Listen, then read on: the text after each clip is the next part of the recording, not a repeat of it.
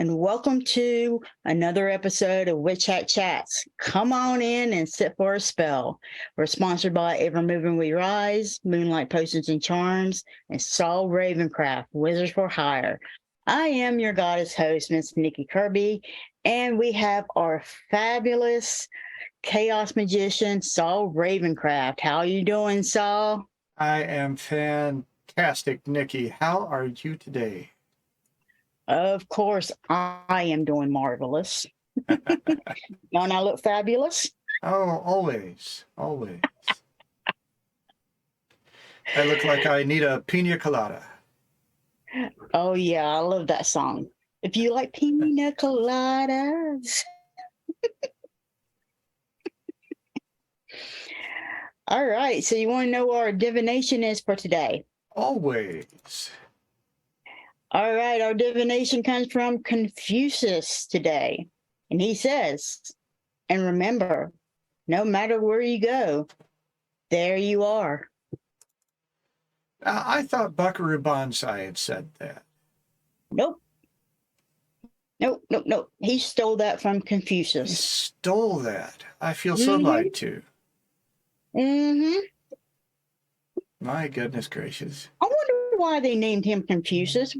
Maybe his mother was confused when he came out. I don't know. I don't know. It probably has a meaning that doesn't translate efficiently into English.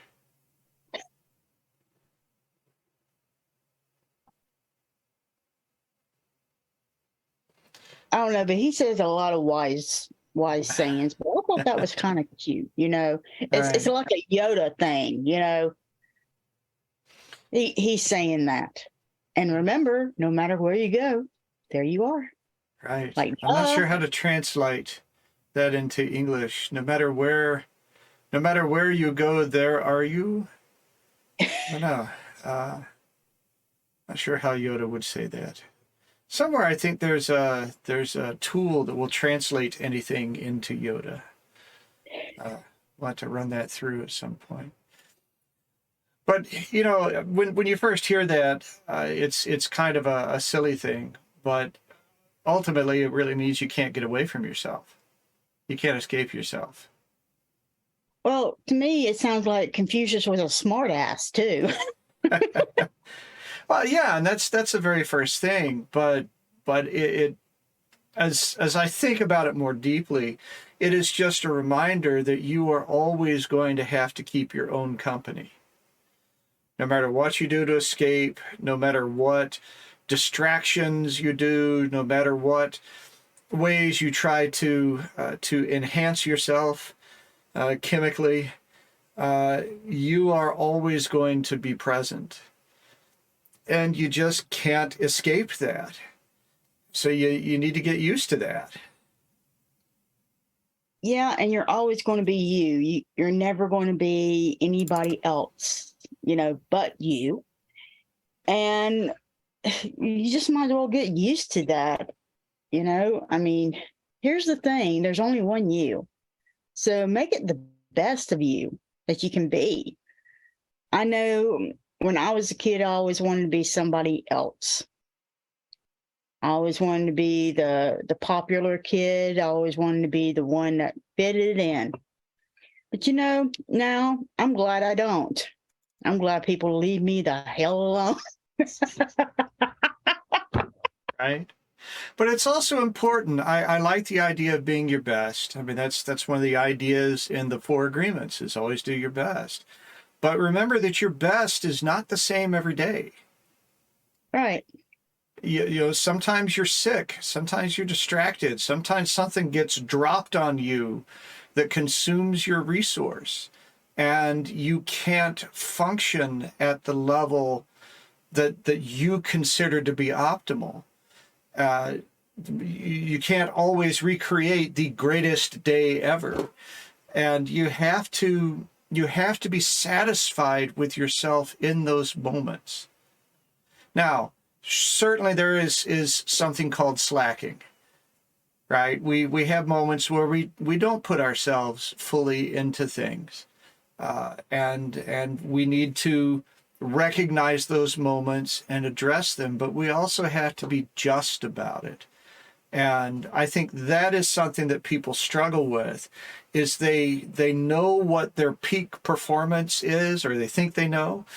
And when they aren't attaining that in any given moment, then that's a fail. And that's not correct. You know, here's the thing. A lot of people view life as black and white. You got to get rid of that view. You can't view life as black or white, because there's all kinds of colors in the rainbow. The thing about, it's just like, what was the one another one that we had in another show that we had, the glass was either half full or was empty. I'm like, why don't you just refill the glass or just drink whatever's in the glass? That's the one that you're supposed to be able to do. Get rid of that point of one or the other type of point of view and see what is outside of the box. And be a little bit loving onto yourself, because the world is out there and they're already telling you what you're supposed to be. This is how it's supposed to do it and how you're supposed to be doing. They're already putting pressure on you to do this and this and that, especially when it comes to women. I'm on TikTok now, and I see all these young girls, and kids. We see, we didn't have social media when I was a kid, and I am thanking the goddess that we didn't have social media, that we didn't have phones in our hands back then. I am so glad that we didn't have that. But you know what? We had the same problems back then. We had to be, our waist had to be tiny, and our skin had to be perfect, and all this other crap that teenagers are still facing. Same problems, different age. And I see all these girls, they're measuring their waist, and they're measuring their boobs and all that other stuff, and they're getting themselves sick because they're not in a size 2. I'm sorry, but if you're in a size 0 to a 6, honey, you need to eat. Okay? Because if you can see your bones through your skin, you need to eat. That is sick.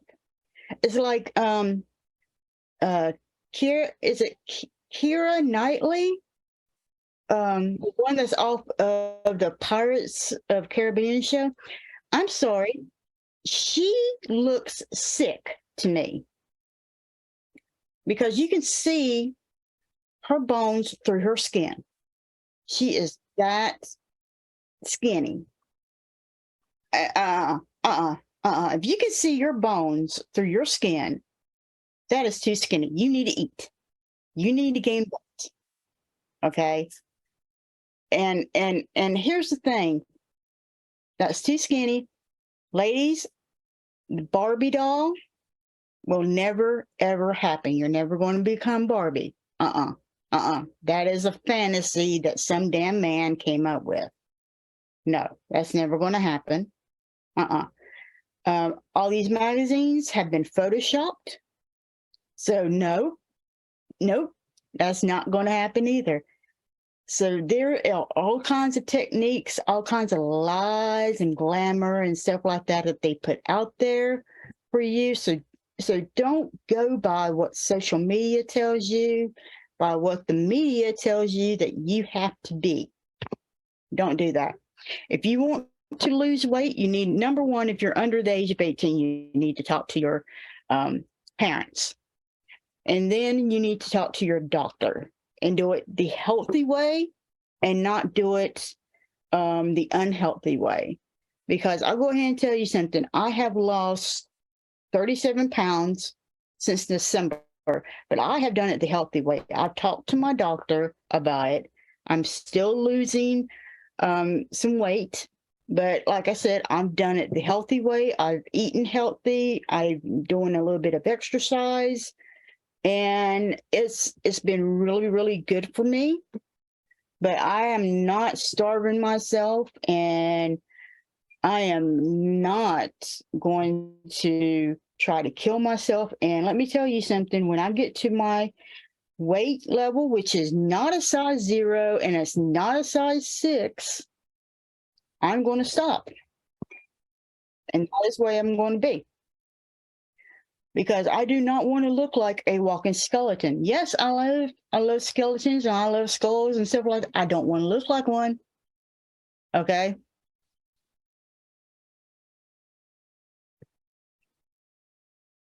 All right. So what is our topic for today, Mr. Saul? Oh, I don't know. What's in your world? I don't necessarily have anything straightforward with myself. I'm just trying to do all the things. That's one of the challenges of a freelancer, is every time you do something, you're fired. It's just a continuous search. But you're a little more stable. You've got your shop and your rituals and your peoples and all of that. So what has been challenging you, or what have you been addressing lately? Well, let's talk about intention today. You know, a lot of people talk about intention, especially when it comes to somebody who is new, and even those that are not new. Sometimes intention can be really, really hard to come up with, because you need to get to the root of your problem.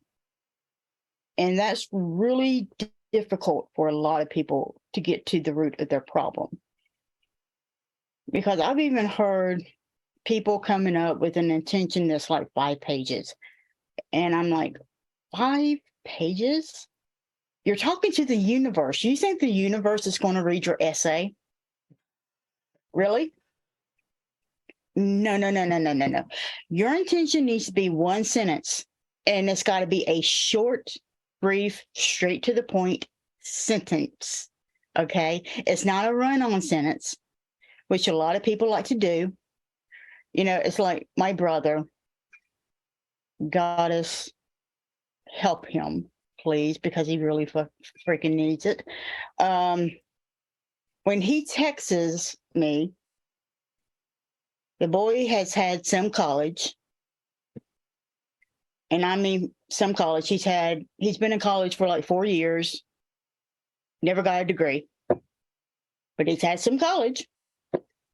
When he texts me, he will write 1 sentence, and it's like this long. I mean, I'm talking about like it takes up the whole screen, you know, of my phone.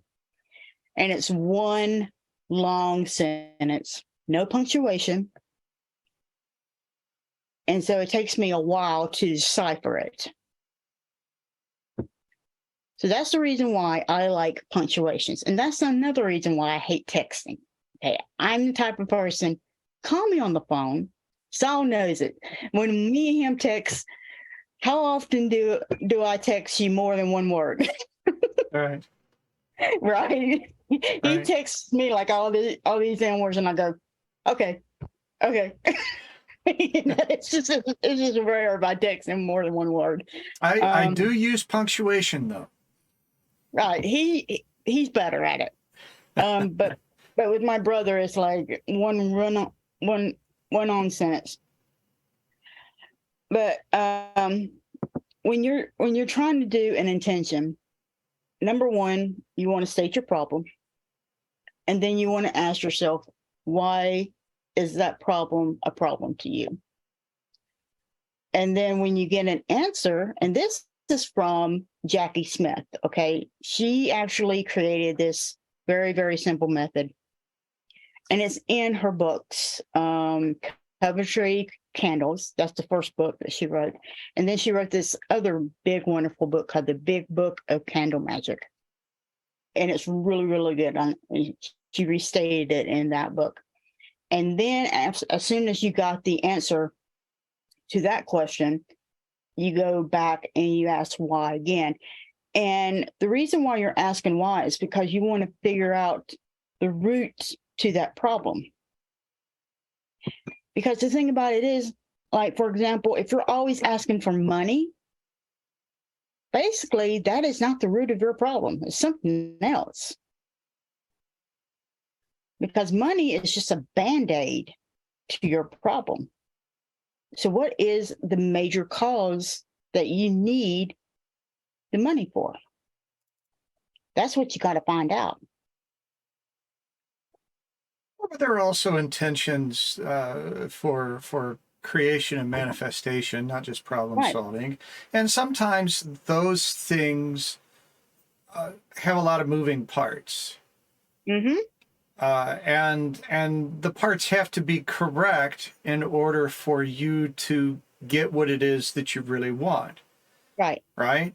I want a steady job. Okay, that's concise.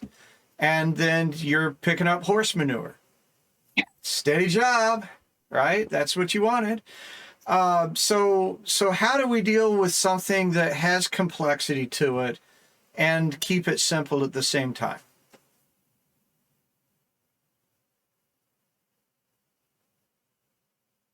Well, I mean, that's up to you. You can say a steady job in such and such field or a similar field.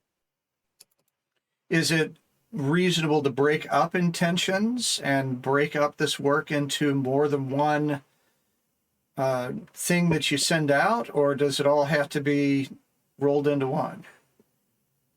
Well, it's just like I said, in this field or similar fields. You know, I always kind of leave it a little bit open to where the universe, if it needs to decide that, hey, option B here is a better fit for me, then yeah, it's going to go to B. So I kind of leave it a little open for it to be able to choose. So you don't want it so specific, like, for example, if you want a teacher's job, which job would you rather have? Would you rather have a kindergarten job that's not going to pay you but $35,000 a year, or would you rather have a professor's job at at Harvard that's going to pay you, I don't know what they make at Harvard, $100,000 maybe a year? Which job would you rather have that you're qualified for? Right? So if you rather have the other one at Harvard, and that's the one that you rather have, but you didn't know about that job. Let's say you didn't know about that job, but somebody who knew you, who was looking at your application for the kindergarten job, just said, "Hey, I know somebody at Harvard," and they went and they threw your application over to somebody who at Harvard. That's where your spell went, because you left it open. I would rather do that. Or if you closed it, guess what? You're going to have the kindergarten job, and Harvard is never going to come into view. That's the reason why I just leave it open a little bit, but you don't want to leave it like, I just want a teaching job. Because, I mean, you could be teaching people how to pick up garbage. I guess everybody has their own approach to this, and you got to do what works for you. So what's your approach, Mr. Saul? Well, I mean, to me, if you've got the 5-page intention, you got to break that down. And you see them as building blocks. First, we need to accomplish this intention, which leads to the next intention, which leads to the next intention. And you break it down into a series of things that need to happen. And you work the magic on them, not necessarily sequentially, but often that's necessary because the later things can't happen before the early things. But sometimes they can go in parallel. And you break that intention up and you do your spell work accordingly. So, because I think that there are times where it is reasonable to have the 5 pages worth of what it is you want to happen. Sometimes things really do get that complex, but just like writing code, right? You can't write a single line of code that does it all unless you're using Perl. Then people seem to try to do that. But you have to break it down into the dependencies. And so that's the way that I tend to approach it, is when I have something big that I don't want to leave too open, I have to break it down into the building blocks. Well, that's more of going for a goal where I come from. Okay. Well, that would be more of a goal for me. All right. Well, there you go. All right. Well, it is that time where we get to enjoy some wonderful information from our sponsors, but stay tuned because Miss Nikki and I will be right back with a longtime friend of Witch Hat Chats. Anybody can tell you what is on a tarot or oracle card. What matters is seeing beyond what others may not be able to see and help the client to uncover what lies in the mist. What do readings from Moonlight Potions and Charms do? Wednesday, I did this ancestor reading, and it was an amazing reading. And it was a detailed reading. And I remember talking to this customer's ancestors, and it was so delightful. And he wanted some questions to be answered about the magic in his family because he didn't know. And his family was mostly like most of our families are. You know how everything is like hush hush when it comes to the magic in his family. And he wanted to know who can he actually talk to about the history of the magic in his family. And I was able to give him specifically who he can go to talk to about that. What particular deity he can actually go to be able to help him with this. And it was just an amazing reading, and talking to his ancestors, they were such a delight, and they told me so much about this customer. It was just an absolutely wonderful reading for him, and I was just so happy to be able to give him this wonderful reading. It's really amazing to be able to give people these readings, these products that's really going to help them, and be able to give back to the community, because this is what Moonlight Potions and Charms is about. We want to help you to embrace the power of your own magic. That is what we are all about. It's to help you to do that. Book now and allow our wonderful staff to take care of your spiritual reading needs.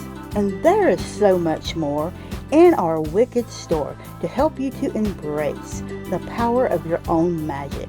So come on in to Moonlight Potions and Charms at www.moonlightpotionscharms.com and discover the wicked things that ignite the magical passion in you.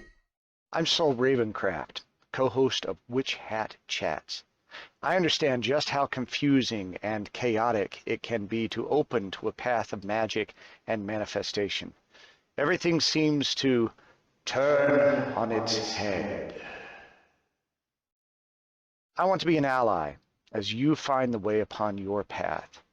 My studio setup will let us do readings, coaching, and exploration virtually, just as though you were sitting across the table from me. One size does not fit all, and we will work together to craft the right approaches to build your practice, your confidence, and your power using the tools of divination, magical works, and spirit connections. It's never too late to embrace a new path and emerge empowered. Go to TexasMojoMan.com and select Contact to begin. There's a message now. Let's get started working on your very good fortune. Have you wondered what spirituality is? Spirituality is limitless, as it does not contain any boundaries on beliefs or practices. Spirituality's most important component is personal experience and allows one to explore it freely. Evermoving We Rise is a spiritual moving tradition, as our name is our lifestyle, because we are persistently rising and moving forward. We realize that everyone's spiritual journey is extremely personal, but more easily traveled with reinforcement. We'll teach you to become friends with your shadow, emerge your authentic self, and give you time and space to develop your own spirituality. And when situations bump back, you'll have the entire community behind you, as we are a magical family who work to sustain each other. Discover the benefits of working within a society dedicated to helping you grow on your personal path. Visit us on our website, Linktree, or Facebook page and discover why we don't fit in the box. Welcome back to Witch Hat Chats. I am Saul Ravencraft, and I am here with Miss Nikki Kirby, and we get to welcome back a longtime friend of Witch Hat Chats today. Oh, yeah, we do. And you want to go ahead and bring this old-time friend back on? Let's do it. All right. A shamanistic worker and folk magic practitioner, this guest host engages in traditional North Asian forms of shamanism as his ancestors did. In his spare time, he dedicates his life to studying and honoring the spiritual traditions of his ancestors and of Great Eurasia. His practices are deeply rooted in ancestral and land spirit empowerment. His readings embody the tarot, runes, bones, jaw harp, and Mongolian stone divination. Sharing his ancestors' experience and magical practices and bringing them to life with us in his new book, Spirit Voices, The Mystery and Magic of North Asian Shamanism, we are proud to present our brother, David Shee. How are you doing, David? Good. How are you? I'm excellent.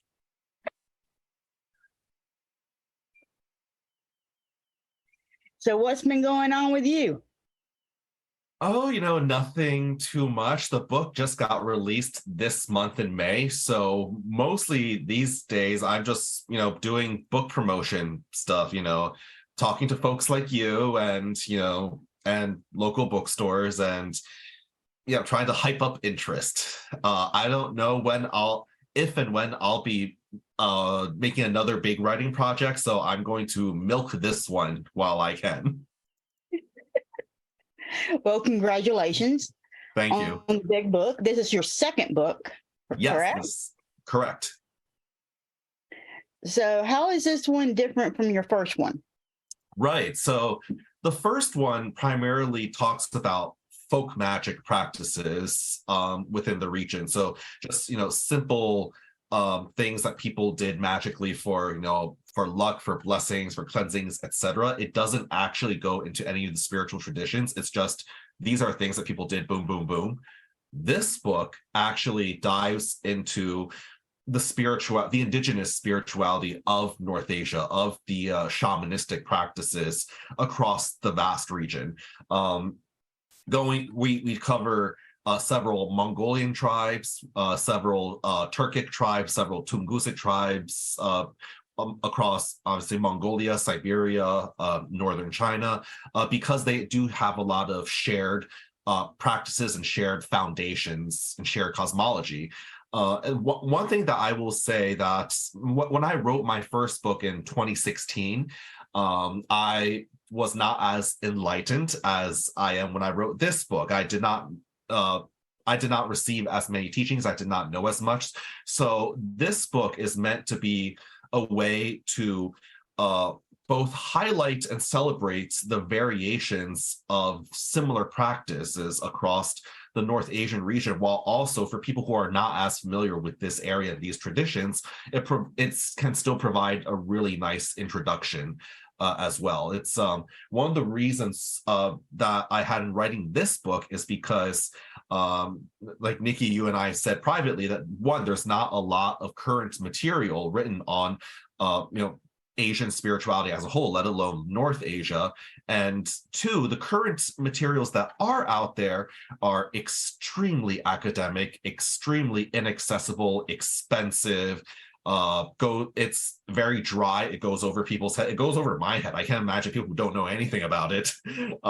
It's not page turners. So this is meant to be almost like a map or a guide of the various traditions. And if people are interested in any specific tradition, this book can be the jumping off point for them. Yeah, because I really like this because you go into some detail when it comes into this. I'm trying to get to the table of continents here, because you even talk about North Asian cosmology, which is different than the Chinese, Right. Cosmology. So can you explain what the differences are? Sure. It's the main difference is that they have a very similar view of the world. Many cultures around the world have the concept of a middle world and then an upper world of sorts and a lower world of sorts, whether it's heaven, hell, or the heavens or the lower world or what have you. So that is pretty consistent. Where North Asian cosmology differs a little bit from East Asian or Chinese cosmology is it's more of where they put their emphasis. They have similar astrological beliefs, but they have different interpretations of how those translate in terms of strengths, weaknesses, vulnerabilities, opportunities.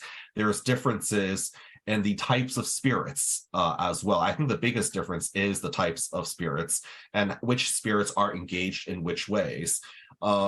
Chinese cosmology, spiritual cosmology, in at least the past couple of centuries, is very much still in the sense of these are the gods of the various things, and you pretty much worship them in very similar ways. Whereas in North Asian cosmology, there are gods and spirits that you work with devotionally through prayers and offerings, and then there are those that you work with shamanically, which is through trance and through trance possession or trance engagement, whether it's spirit flight into their realms.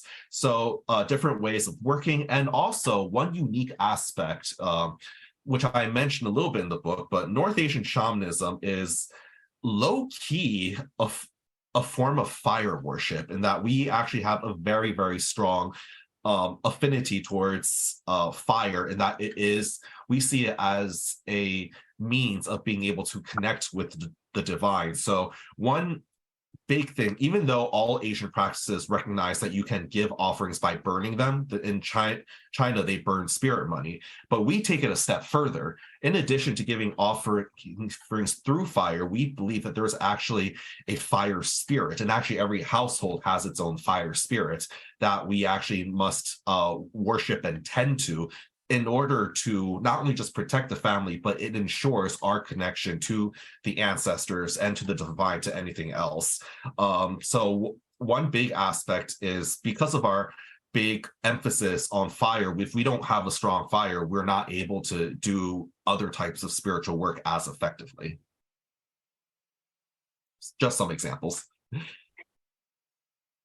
So I may be mixing metaphors here, but in the Asian spiritual concepts that I've encountered, the idea of chi or some variation of that comes up a lot.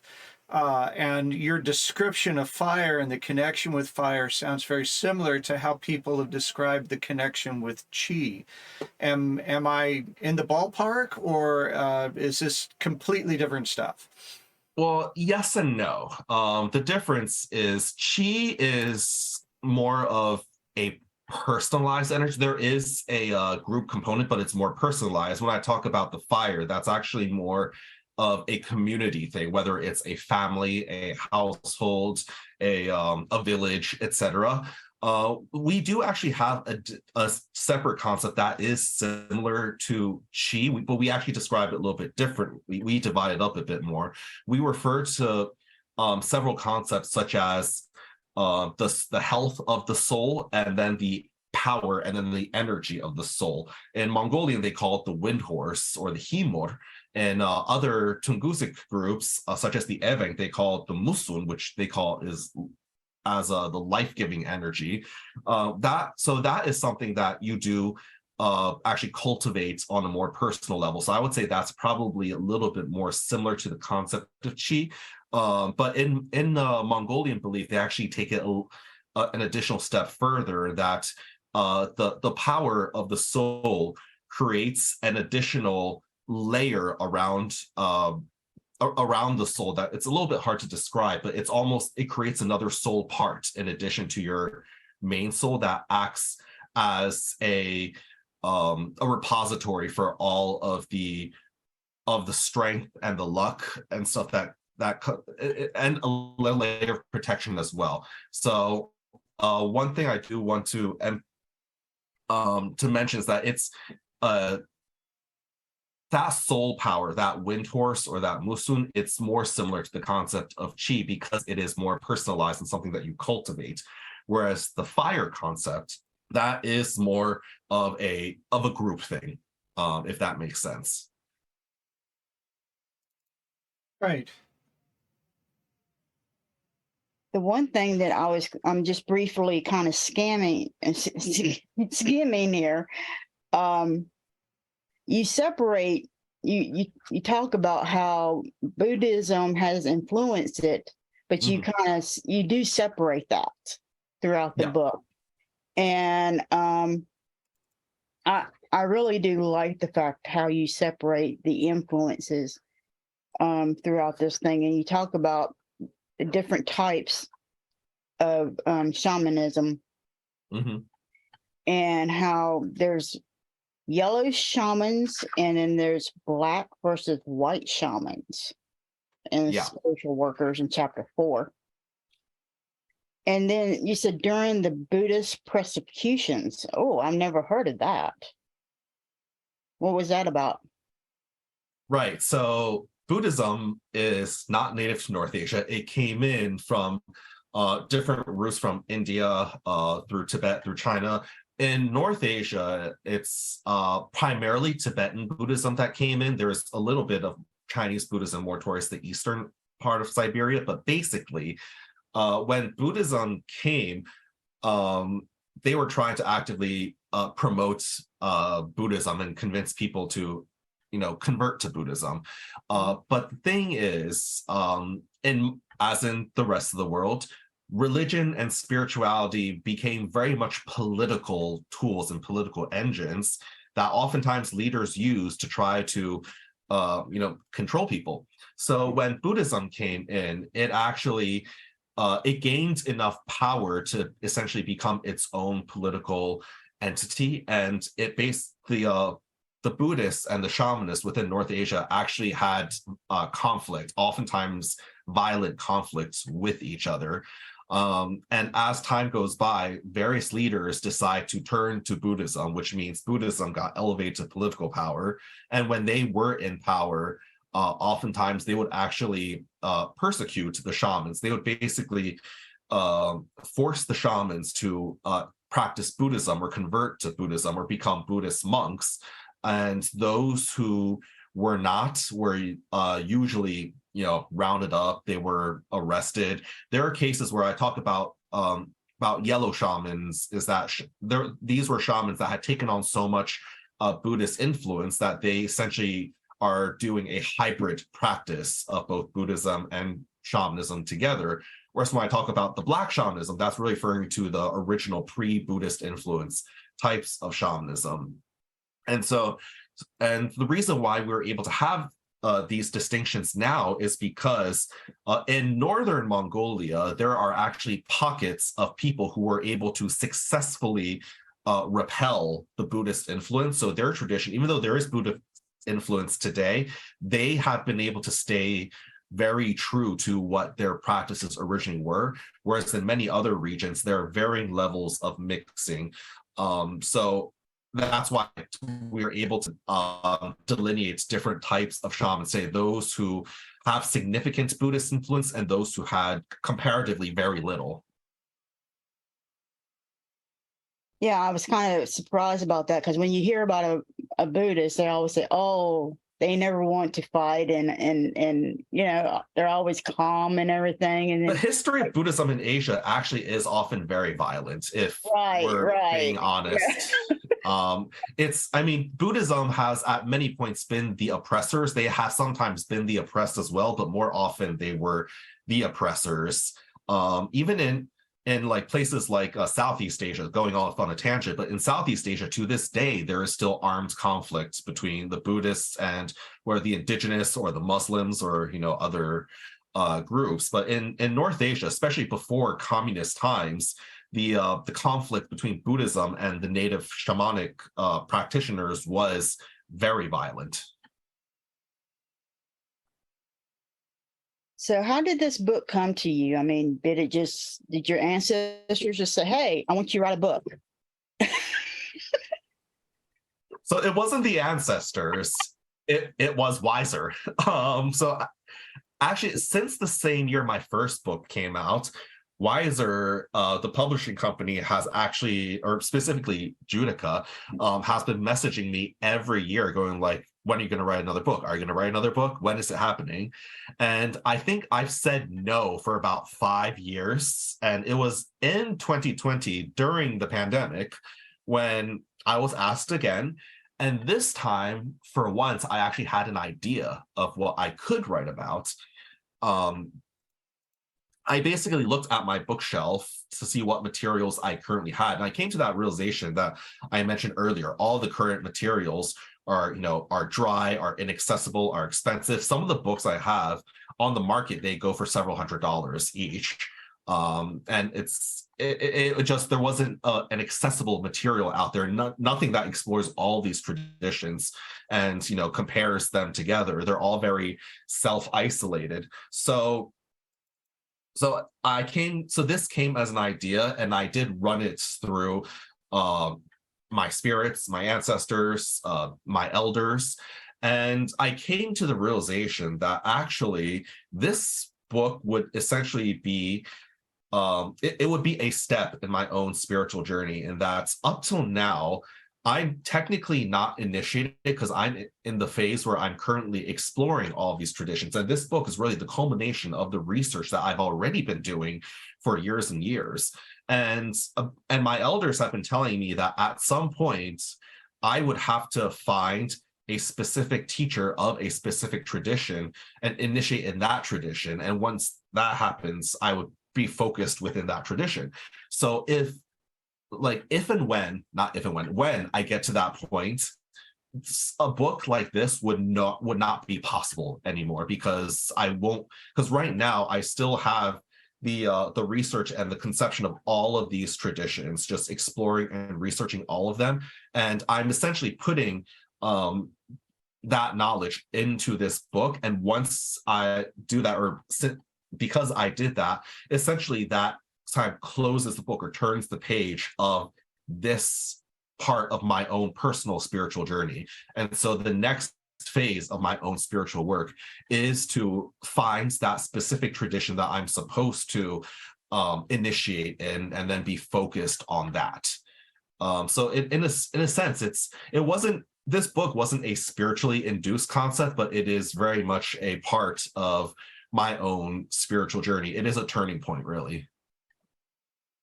Well, it sounds like a good one. I mean, you know, it's like you and me were talking about. There's very few books out there about, Asian magic, period. Hmm. And if there's anything, it's usually expensive. They're over your head. And I even said that these can be into like martial arts magazines and stuff like that. Because to me, martial arts was always a form of magic as well. I always took that. At least that's the way I was always taught. But I really am looking forward to being able to read about this, because I mean, just scanning through this, I'm like, ooh, this is interesting. Ooh, this is interesting. Ooh, oh, let's try this stuff.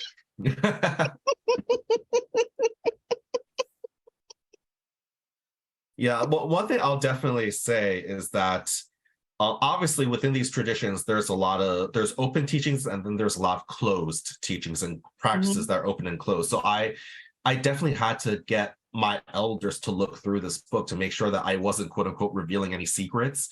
And then the practices that I include were open to everyone, to the extent that a lot of the practices that I include are practices that we believe everyone should already be doing, in the sense of like people should be eating their vitamins kind of thing. It's, good spiritual hygiene to do. It's just what we do for it. And the thing with North Asian culture in general is that because a lot of them, not all of them, but a lot of them are nomadic, so a lot of their practices are just very practical. They're not overly complicated. They're not overly ceremonial. They're the types of practices that people can do pretty easily, or people can do without a lot of prep work. It's I won't say it's simple, but it's practical, and the concepts are practical for anyone to be able to absorb and internalize and even relate back to their own culture. And I think that, going back to one of the earlier questions, that's one of the unique features of North Asian spirituality and culture compared to East Asian and Chinese, because Chinese practices are very insulated in its own culture. And if you don't know the culture very well, it's very hard to understand and perform a lot of their practices. Whereas North Asian, it's very practical, that the concepts can be relatable to a lot of people from other cultures and other traditions. It's easy to be internalized. Now, people might not necessarily agree with all of the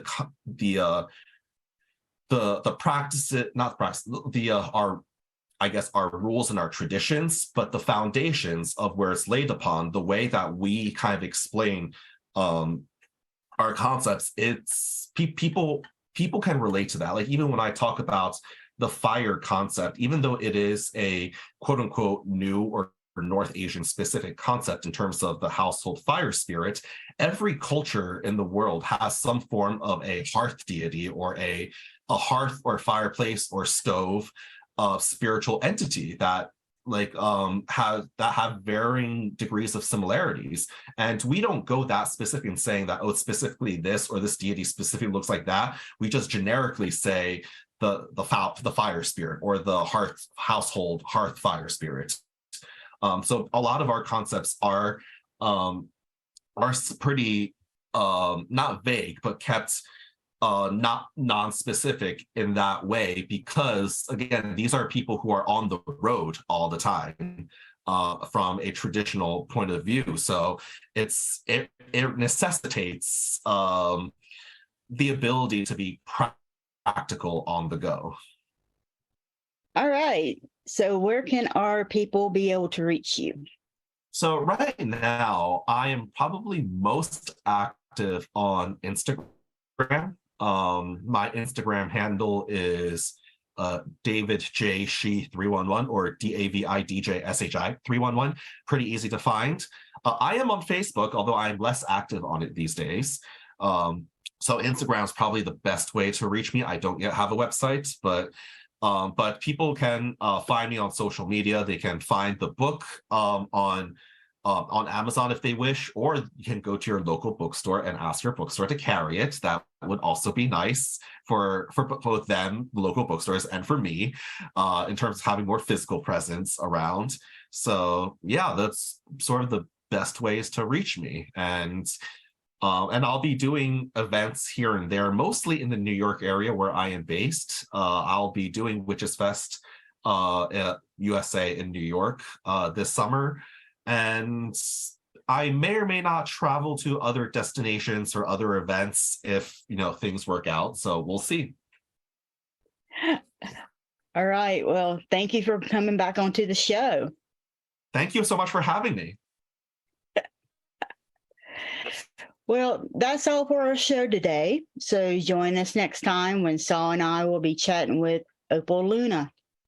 So embrace your power, support your community, and keep your fuzzy babies, your friends, family, and yourself safe. And have an absolute magical week. I know some people who like to chat. I think they're witches, how about that? And every Sunday at 12 o'clock. And if you're hurting, they're willing to talk. Nikki, Kirby with that black stone. I agree, Evermoving We Rise. Life and soul will the beautiful mind. I give you blessings under moonlight. I know some people who like to chat. I think they're witches, how about that? And every Sunday at 12 o'clock. And if you're hurting, they're willing to talk.